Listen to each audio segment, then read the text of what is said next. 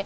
2 ઓક્ટોબરથી banking four youth campaign છે એ શરૂ થશે. કેમ્પેઇન 16 વર્ષથી ઉપરના જે યુવાનો છે એને લક્ષ્યમાં રાખીને બનાવવામાં આવશે. બેંકોએ યુવાનોને સરળ, પર્સનલાઇઝ અને 24/7 સેવા આપવી પડશે અને પીએસબીઝ એ યુવાનો સાથે લાંબા ગાળાના સંબંધો બનાવવાના રહેશે એવું તેમનું કહેવું છે. બેન્કિંગ સંબંધ હવે કેમ્પસથી કરિયર સુધી લઈ જવાનો રહેશે. કોલેજો અને સ્કિલ સેન્ટર્સમાં બેન્કિંગ પહોંચાડવાની એક યોજના છે. યુવાનોને આકર્ષવા માટે બેંકો ફ્રી ઓનલાઈન કોર્सेस પણ આપશે.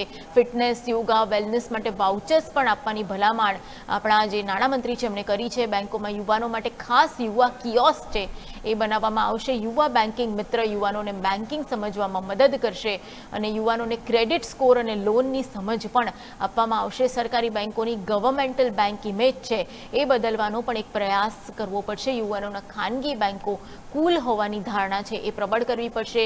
જે સરકારી બેંકો છે એ જેન્ઝીની અપેક્ષાઓ સમજી અને એમની સેવાઓમાં બદલાવ કરે તો જ તે જેન્ઝી અને અનુકૂળ પ્રોડક્ટ્સ વેચી શકશે એવું માનવામાં આવી રહ્યું છે. અને નિર્મલા સીતારામને આ એક સૂચન આપ્યું છે કારણ કે દેશમાં અત્યારે લગભગ 15 થી 29 વર્ષની ઉંમરના જોઈએ તો લગભગ 37 કરોડ યુવાનો અત્યારે દેશમાં છે અને એ એમનું ટાર્ગેટ જે કસ્ટમર બેઝ છે એ અત્યારે કહી શકાય. ખાસ કરીને આપણે જોઈએ તો જે પણ કંપની સેલરીઝ હોય છે એ બધા માટે પ્રાઇવેટ બેંક પર પસંદગી ઉતારાતી હોય છે. એટલે હવે જે ખાનગી બેંક છે એનો કસ્ટમર બેઝ વધી રહ્યો છે અને સામે જે ગવર્મેન્ટ બેઝ છે એ નવા કસ્ટમર્સને આકર્ષવામાં ક્યાંક ફેલ થઈ રહી હોય એવું માનવામાં આવી રહ્યું છે.